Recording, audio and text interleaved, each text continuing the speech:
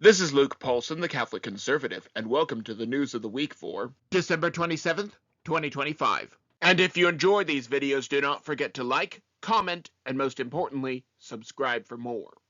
Banning gender-affirming care. One of the joys of producing these videos only once a week is that I cannot post news that occurs on the day of my final editing or posting. Now, last week, I talked about how the State Department ruled that so-called gender-affirming care was a human rights violation. I am not sure that I can necessarily get behind that. After all, people need to affirm the gender that they are, not denying it and trying to change to a new one. Children who cannot even smoke, drink, vote, or get a tattoo do not need to have healthy organs removed. A bill introduced by Marjorie Taylor Greene to ban these inhumane practices passed the House of Representatives. The split was on party lines. Republicans did not want children to cut off healthy organs. Democrats wanted children to cut off healthy organs. It really is that simple. If the bill passes through the Senate, President Donald Trump will undoubtedly sign it. Meanwhile, the Department of Health and Human Services is having a so-called crackdown on these surgeries for kids. If an adult wishes to have healthy organs removed, I think that he is a fool. If a child wants to have healthy organs removed, I think that his parents are fools. If for one reason, and one reason only, children are not trusted to make radical decisions because they are children. However, Democrats do not care about this line of reasoning. I would like to point out that the same people who want to control the population are the same ones who are sterilizing kids, making way for a certain group of people to outpopulate us, and thus win their global intifada. New York bus fare goes up. New York Mayor Zohran Mamdani made it a part of his platform to make bus fare free. In order to understand this story, we need to hop into our DeLoreans and go back to 1904. Hey, Doc, we better back up. We don't have enough road to get up to 88. Roads? Where we're going, we don't need roads. The New York subway system was created by a private company to provide mass transit for the people of New York. Now, as inflation increased alongside other costs, the company had to raise the fare. The denizens of New York did not like this, and so the city took over in 1940, and then raised the fare by the same amount anyway. Now, there are a lot of differences between the subway and the buses, but they are similar enough to make a comparison. Mayor Mamdani proposed taking over the buses to make them free. However, not only did that not come to fruition, the fare is actually increasing. This is what Democrats do. They offer so-called free things, but then cannot deliver, and supposedly need more power to do said free things. This creates a self-perpetuating cycle of dependency on the government that should horrify Americans. However, Democrats and some Republicans are caught in this vicious cycle forever. As for New York, the producers have fled, and the city will languish. The same is happening over in Zimbabwe, and may also happen in South Africa. Rats for dinner. Imagine for a moment a country that kicks out all of the people who are successfully producing things, all because of how much melanin they have. Actually, you do not have to imagine it because it is the reality in which we live.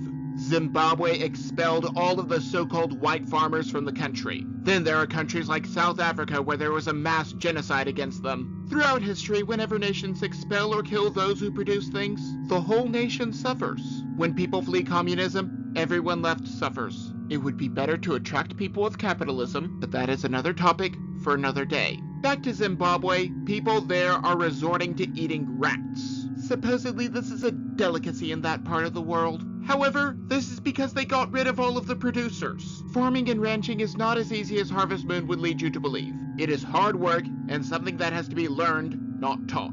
This is why farms are passed on to children because they know how to work the land. However, when the land is redistributed after theft or forced abandonment, now no one knows how to work it, and thus we have mass starvation and poverty. So moving on from these two, we go to another part of the continent of Africa. Nigerian churches threatened. Do you remember when we were told that we would be treated as the liberators in Iraq? Pepperidge Farm remembers. We were not treated as liberators, because they did not want us there in the first place. The only reason that we were there was to support Israel. But you did not hear the war hawks talking about that. So I bring you to Nigeria, where the people are begging President Trump to intervene. The Muslim radicals Boko Haram are killing Christians and burning churches left and right. They are also killing any Muslim who does not bend the knee, and any mosque that does not support them. I am not going to say that the United States military should intervene, as that would violate my principle of not being an armchair general. I will say that it is a better use of our resources than Iraq, Iran, Afghanistan, or any of the other countries that hate us. It may even be a better use of resources than the Ukraine nonsense. President Trump has threatened to intervene, and while I would love for these people to be rescued, can I really call for our boys to go out there without being willing to fight myself? After all, that is what I said about Iraq and Ukraine. If President Trump does go through, I will support him 100% until the job is done. The main problem with all of these worldly faiths, such as Islam and atheism, is that they want the world to save them, instead of turning to the Lord of all. David smashes into theaters. King David started as a small boy who fought to do God's will with all of his heart. Angel Studios produced a full-length cinematic movie about his early life called David. Aside from the very original title, it also boasts several musical numbers that have been stuck in my head all week. Now, there are a few historical inaccuracies, such as Saul resting instead of watering his feet when David cut Saul's mantle, and not showing the blood and gore such as chopping off Goliath's head. However, these problems are historical, not doctrinal. Unlike The Chosen, which has Jesus turning down rightful worship, these differences are for brevity and being child-friendly. I am not sponsored, but I think that everyone needs to go and see this movie. We need to show these theaters, and the whole industry for that matter, that we want movies like this and not propaganda from the Democratic Party. Speaking of the Democratic Party, let us move on to Jeffrey Epstein. Bill Clinton and Epstein. I have said it before, and I will say it again. The Democrats do not care about getting justice for Epstein's victims. They only care about using this to hurt Donald Trump. The Department of Justice released some new photos that implicate former President Bill Clinton. Recall that the best that Democrats could do for Donald Trump was doctoring a publicly available photo. Clinton and Epstein, however, had a much more open relationship. There are going to be a lot of redactions, and a lot of partisan information revealed. In truth, none of this is about justice. It has not been about justice for a long time. So moving on from America's worst to America's best, I present to you the United States military. America's warriors rewarded.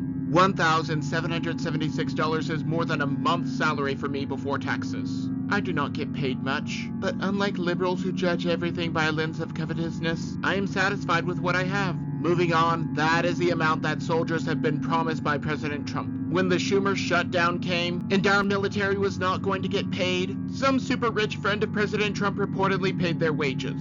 Although it is a one-time payment, 1.45 million soldiers are getting the bonus. President Trump supports our troops, and the great work that they do fighting the forces of evil. Maybe I'm just blowing smoke. Maybe I'm completely off my rocker, but that is just my opinion. And do not forget to like, comment, and most importantly, subscribe for more. But before you go, on the left I have last week's video, but you may also enjoy the video on the right.